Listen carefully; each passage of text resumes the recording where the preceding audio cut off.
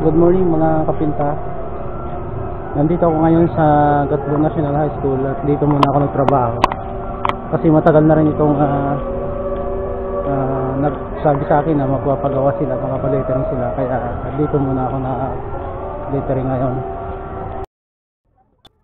So bali dito na nga ako nag-lettering sa Gatbo National High School. Kasi siningit ko muna siya dahil sa Kanaram ay madami akong nilelettering. So bali babalik ako doon sa Monday na lang at ito na nga siningit ko muna ang Gatbo National High School.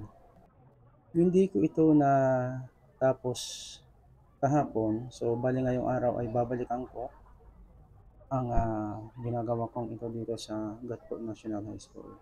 At kung mapapansin nyo dyan, ako ay gumagawa ulit ng background na abstract na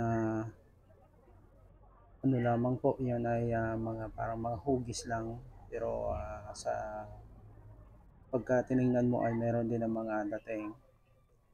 At gumamit ulit ako dyan ng monochromatic color na kulay green.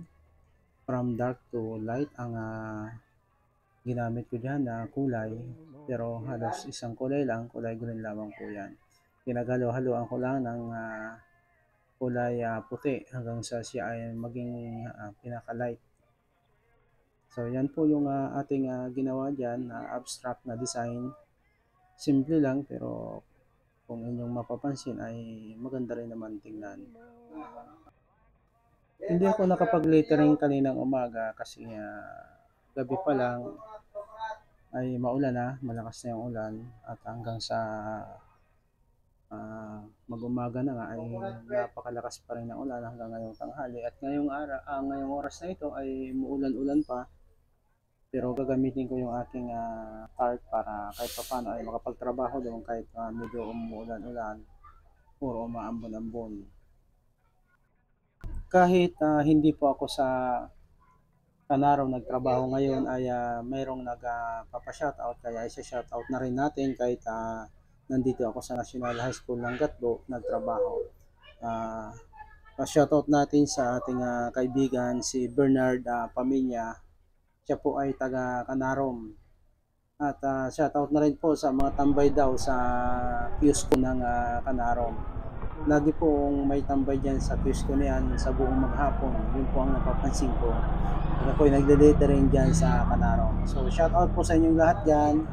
Yung mga tambay po, yung mga nagkukwentuhan sa Kanaram sa may kiosko. Sa katabi ng bahay po ni Mary Ann Kalimlim or Bing. At shoutout na rin po kay Bing ng Kanaram, Bing Kalimlim or Mary Ann Kalimlim. At shoutout ko na rin po si Sir Salvador Carag. Shoutout po sa iyo, sir. Hapon ko na natapos yung aking abstract design, kaya tanghali na pala, tanghali ko na natapos yan. Kaya sa hapon na ako nakapagsimula ng pag-lettering nitong School Parent Teachers Association. At bago mag-uwi sa hapon ay nakapag-lettering na rin ako ng kaunting mga pangalan dyan. Kaya ngayong araw na ito, kahit medyo maambon-ambon ay tatapusin ko na yung aking lettering kasi kailangan matapos. Bayad na po kasi ito. Kahapon binayaran ako ng principal, so hindi ko ito iiwanan na hindi tapos ngayong araw na ito, or kung hindi ko magawa ngayon kasi umabon-ambon pa ay baka bukas na lamang po. Ang ginamit ko po ng kulay dyan para sa background ng sa gilid ay sa baba ay medyo dark na pagka-blue at medyo nag-light at nag-light at mas malight pa sa parting itaas. So yan po yung ating ginamit na kulay.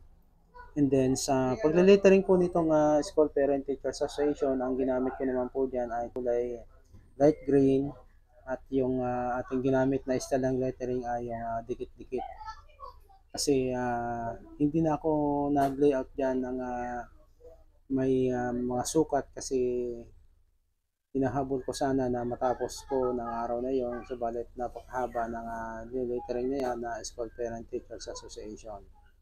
So mamaya-maya lang kung may pagkakataon na medyo tumigil na po yung pag-ambon-ambon ay ako po ay pupunta na po sa school para tapusin yung aking nililitering doon sa Gatbo National High School para naman ay sa Monday ay makabalik na ako doon sa Canaron Elementary School. Meron sana akong kausap kanina na akala ko ay pwede ko nang litteringin bukas yung fork sign sa Tagalwoy, fork number 7.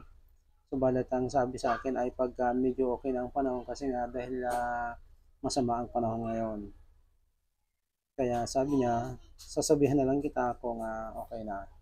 So, sa tingin ko ay baka sa mga susunod pang araw iyon na aking liliteringin doon sa Tagalog. So, sa muli, shoutout kay Bernard Paminya ng Canarom. At hanggang dito na lamang po ulit itong aking